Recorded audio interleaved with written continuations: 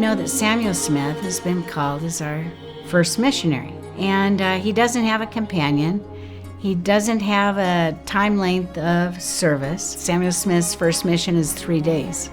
He's to sell copies of the Book of Mormon for, maybe $3 if he can, $2 if he must. But Samuel Smith now heads out, and he comes to a town named Minden, New York. So living in the town of Minden, New York, we know that Brigham Young is there. Brigham says, I examined the matter studiously for 2 years before I made up my mind to receive that book.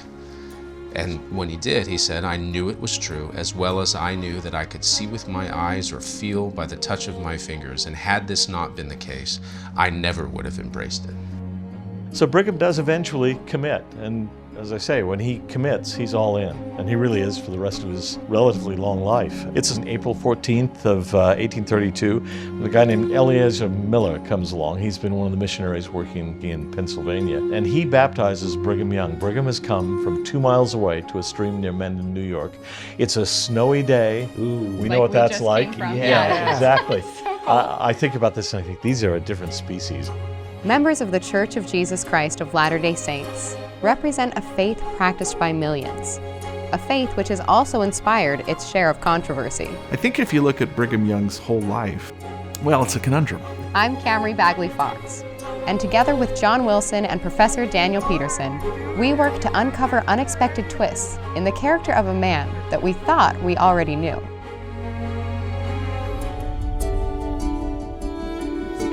In this episode, we continue our discussion on Brigham's early life with Susan Easton Black, an emeritus professor from Brigham Young University. And from this point on, you see him as missionary bar none, right? He's got a message he wants to tell everyone. Family members will join the church. His wife, Miriam, joins the church 3 weeks after Brigham. And then for him, it's like, he just can't be stopped. I mean, he's your ultimate convert because he wants to tell everyone. He's traveling. Well, we can find him traveling to New York, Pennsylvania. I was about as destitute of language as a man could well be. I was but a child so far as public speaking and a knowledge of the world was concerned. But the Spirit of the Lord was upon me, and I felt as though my bones would consume, unless I spoke to the people and told them what I had seen, heard, and learned, what I had experienced and rejoiced in. And the first discourse I ever delivered, I occupied over an hour.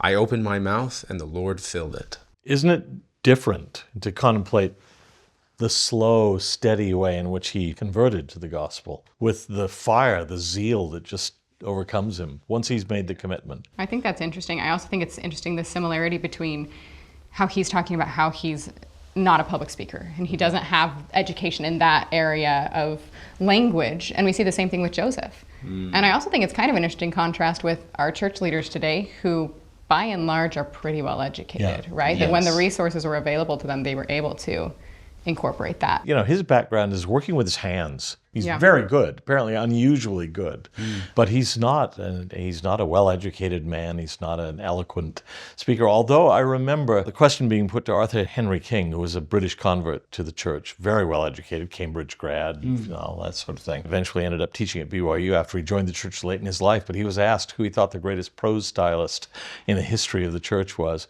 And he said, well, I bracket Joseph Smith out because I don't know how much of that is his language and how much isn't. So he said, I'd probably go with Brigham Young. Really? And I thought, well, now that is surprising because we've had a lot better educated people since then. Yeah. But he said, no, there's a force to Brigham in his language, his metaphors and so on, that is just really impressive. And I think it's like the principle of, weak things become strong, right? Yeah. It's the willingness to go out and the yielding that, it's like Joseph became the prophet of the restoration and Brigham becomes. And here it's talking about his missionary work, right? And we see that he's a really effective missionary. Yes, Right. And I think a lot of us don't think about that very much. Yeah. We think of him as the administrator, the head of the church living in Salt Lake. And, once he gets out to Utah, to the Great Basin, he doesn't leave it more than once, maybe, I don't know, maybe twice. But basically, he doesn't go out as a missionary anymore. But he has been a missionary almost all of his time in the church, including that incredibly successful mission, an important mission to the British Isles. He is a missionary, one of the great missionaries. We don't think of it. We think of Samuel Smith, we think of Wilford Woodruff, but Brigham Young is one of the great missionaries of this dispensation. So even though he's a new convert, he experiences something similar, I suppose, to the words of Mark chapter 13. Take no thought beforehand what ye shall speak, neither do ye premeditate. But whatsoever shall be given you in that hour, that speak ye. For it is not ye that speak, but the Holy Ghost. Those words, I think, gave him confidence that he could go out and do this, and the Lord would buoy him up, and he did. And the word is being spread, and converts are coming from villages all around. He continues in this quote, he says, 7 months had scarce passed away when there was a dozen branches raised up. And it's just, again, he says, I wanted to thunder and roar out the gospel to the nations. It burned in my bones like a fire pent up. Nothing would satisfy me but to cry it abroad in the world what the Lord was doing in the latter days. I had to go out and preach, lest my bones consume within me.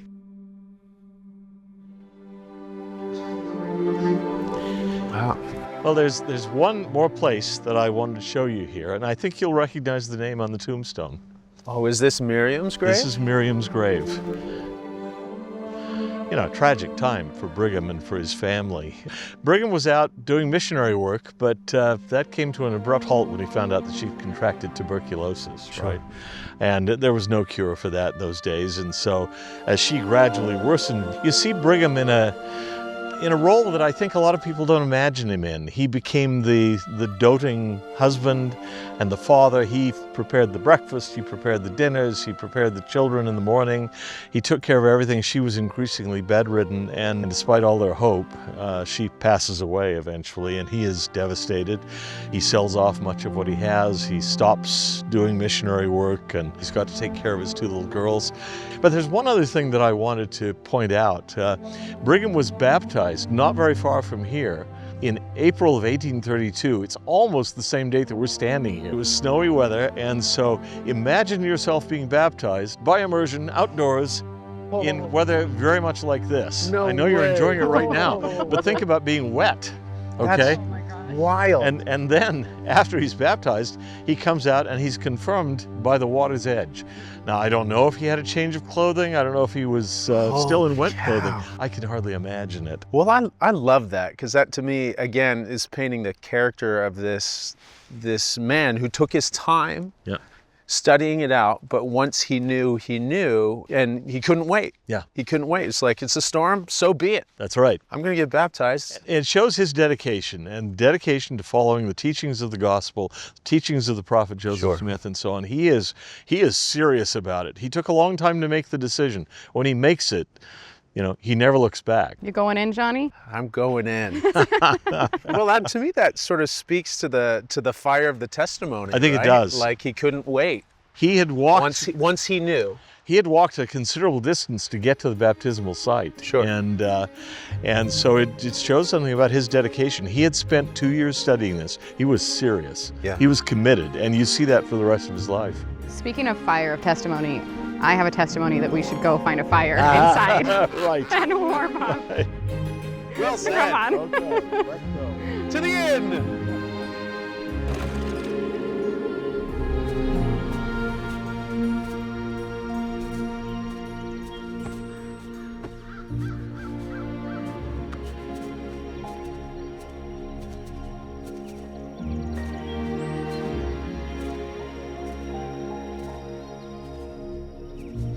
This was never part of my plan, Hubert. I wish I could fix it for you. She was 26, Hubert.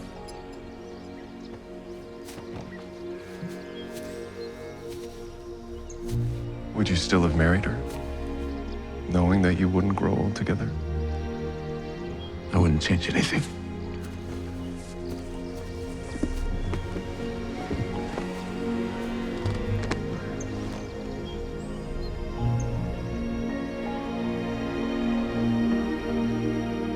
So his heart is broken, and he can really only think of one thing to mend from this, and that is to immerse himself back in his ministry. So just 3 weeks after Miriam's funeral, Brigham and his brother Joseph Young and his friend Heber C. Kimball get a team of horses and a wagon, and they had 325 miles from Mendon to Kirtland to meet the prophet Joseph Smith. And I just think it's worth noting, that's 325 miles. That's a good journey even today. They weren't just traveling, they were preaching the gospel along the way, Heber and the whole gang. Yeah. Brigham even mentioned speaking in tongues, and some congregations believed him, some thought he was a demon, but they made their way. Yeah, so they arrive in Kirtland in November of 1832, and that's where Brigham and Heber meet the prophet Joseph Smith. And I think it's worth noting, worth pointing out, do the math. I mean, Brigham encounters the Book of Mormon and so on in April of 1830. It's not until November of 1832 that he actually meets the prophet Joseph Smith. So for 2.5 years, he's been committed and preaching the gospel without having ever met the prophet of the Restoration. Right? So, and when he finally does, I've got a quote from his journal about the experience. So he said, "We found the prophet and 2 or 3 of his brothers chopping and hauling wood. Here my joy was full at the privilege of shaking the hand of the prophet of God, and received the sure testimony by the spirit of prophecy that he was all that any man could believe him to be as a true prophet. He was happy to see us and bid us welcome." we do know that Joseph was cutting wood, and we know that he threw down his axe and expressed joy at meeting these new converts. And then he invites them into his home, where he introduces them to his wife Emma and to the infant Joseph. Right, we have that scene from the film where you see them discussing into the evening, and they're joined by other men and talking about the things of the kingdom. Right, and this is where Brigham speaks in tongues yet again. Yeah, and there's also singing in tongues, which wasn't really all that unusual. But it was unusual for Joseph, right? Yes, it was, but we'll talk about that more in the next episode. Okay. Enticing. Yes. Dan's going to sing us a Meant to song be. next Oh, time. you gonna I think sing he's in going to tongues? sing in tongues. Ah!